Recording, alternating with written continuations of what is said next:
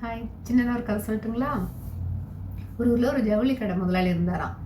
அவருக்கு என்ன ஆசைன்னா, அவர் கடைக்கு வர கஸ்டமர்ஸ்க்கு ஒரு சிறந்த ஒரு கஸ்டமரை தேர்ந்தெடுத்து அவங்களுக்கு ஒரு கிஃப்ட் பண்ணணும் அப்படின்னு சொல்லிட்டு ஒரு காம்படிஷன் ஒன்று அனௌன்ஸ் பண்ணாராம். அதாவது அன்னைக்கு அவங்க கடையில் பர்ச்சேஸ் பண்ணுற எல்லார்ட்டையும் ஒரு கொஷின் கேட்பாங்க.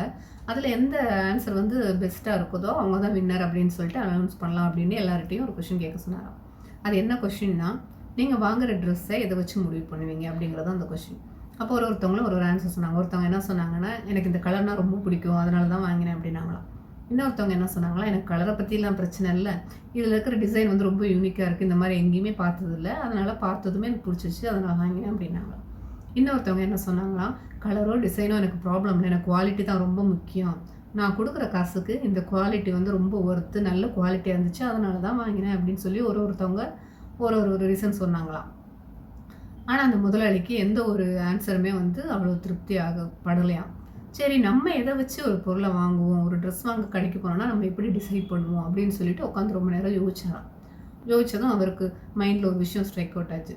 ஸோ எல்லாரையும் கூப்பிட்டு பதில் சொன்ன எல்லாரையும் கூப்பிட்டாங்களாம். கூப்பிட்டு சொன்னாங்களாம், எல்லாருமே நல்ல பதில் கொடுத்தீங்க, உங்களுக்கு தோணுன பதிலை சொன்னீங்க, எல்லாமே ஏதோ ஒரு பக்கத்தில் எனக்கு கரெக்டாகவும் நியாயமாகவும் இருந்தது, ஏன்னா உங்கள் மனசில் தோணுன்னு நீங்கள் சொன்னீங்க, இதில் எது சிறந்ததுன்னு என்னால் தேர்ந்தெடுக்க முடியல, கொஞ்சம் கன்ஃபியூஷனாக இருக்குது. ஸோ இன்னொரு கொஷின் கேட்குறேன், அதுக்கு நீங்கள் பதில் சொன்னீங்கன்னா நான் அதை வச்சு யார் வின்னருங்கிறத சொல்லிடுவேன் அப்படின்னாங்களாம். சரி அப்படின்னு சொல்லிட்டு, ஃபஸ்ட்டு கொஷினும் இவ்வளோ ஈஸியாக தானே இருந்துச்சு, ரெண்டாவது கொஷினும் ஈஸியாக தான் இருக்கும் அப்படின்னு சொல்லி கேளுங்க, நாங்கள் சொல்கிறோம் அப்படின்னு சொல்லிட்டு எல்லோரும் வெயிட் பண்ணாங்களாம்.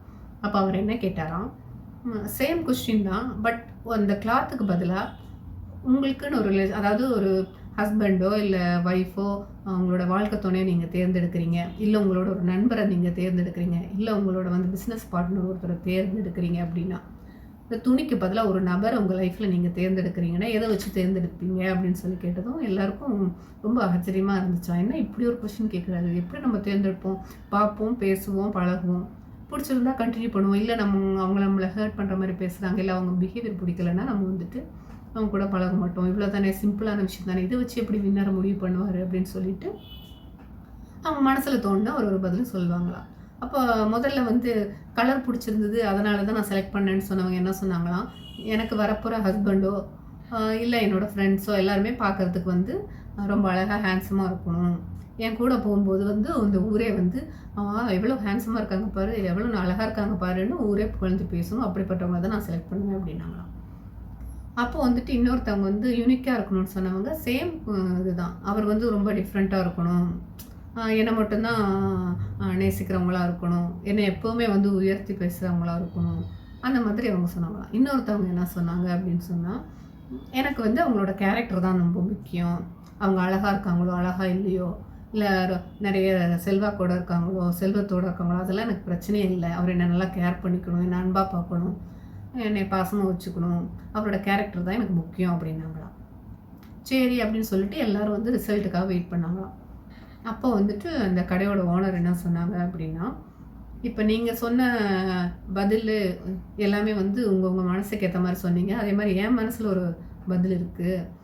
இப்போ வந்து இந்த துணி கடையை வந்து நான் ஆரம்பித்ததோட பர்பஸ் என்னென்னா, எல்லோரும் வந்து துணி வாங்கணும் அப்படிங்கிறது தான். ஆனால் துணி ஏன் எல்லோரும் வாங்கணும், ஒன்று அவங்களோட மானத்தை காப்பாற்றிக்கிறதுக்காக எல்லோரும் துணி போடுறாங்க, இன்னொன்று வெயிலோ மழையோ குளிரோ அதுலேருந்து ப்ரொடெக்ட் பண்ணிக்கிறதுக்காக போடுறாங்க, அதுதான் அந்த ரெண்டு தான் அந்த துணியோட பர்பஸாக இருக்க முடியும். ஆனால் நீங்கள் எல்லோரும் என்ன பதில் சொல்கிறீங்க, அந்த பர்பஸுக்காக தான் நான் வாங்கினேன்னு யாருமே சொல்ல கிடையாது, அழகாக இருக்குங்கிறீங்க, மற்றவங்களுக்கு பிடிச்சிருக்கு, மற்றவங்க பாராட்டணும்னு சொல்கிறீங்க, குவாலிட்டியை பற்றி பேசுகிறீங்க. ஸோ இதே சேம் விஷயத்தை தான் நீங்கள் வந்து லைஃப்லேயும் அப்ளை பண்ணுறீங்க. உங்கள் கூட ஒரு உறவு வந்து ட்ராவல் ஆகுதுன்னா அதோட வெளி தோற்றத்தை பார்க்குறீங்க, உள்ள மனப்பான்மை கேரக்டர் பற்றி பார்க்குறீங்க, அவங்களுக்குள்ள செல்வம் சோசியல் ஸ்டேட்டஸ் இதெல்லாம் பார்க்குறீங்க. பட் அந்த ரிலேஷன்ஷிப்போட பர்பஸ் என்ன, அவர் உங்களோட கணவனாவோ இல்லை உங்களோட ஃப்ரெண்டாவோ இல்லை லைஃப்பில் ஒரு ஆண் நபராக இருந்தால் அவர் உங்களை ப்ரொடெக்ட் பண்ணணும், உங்களுக்கு தகுந்த நேரத்தில் உங்களுக்கு கை கொடுக்கணும், உங்களோட நம்பகத்தன்மை உள்ளவராக இருக்கணும். இதுவே வந்து ஒய்ஃபாக இருந்தால் உங்களுக்கு எப்பெல்லாம் அவங்களோட உதவி தேவைப்படுதோ, எப்பெல்லாம் அவர் வந்து துவண்டு போகிறாரோ அப்போல்லாம் ஒரு சப்போர்ட் கொடுத்து ஒரு நம்பிக்கையான வார்த்தைகளை பேசி அவரை முன்னுக்கு கொண்டு வர்ற ஆளாக்கக்கூடிய ஒருத்தவங்களாக இருக்கணும். ஸோ இதுதான் வந்து ஒரு பந்தத்தோட அடிப்படையான விஷயம்.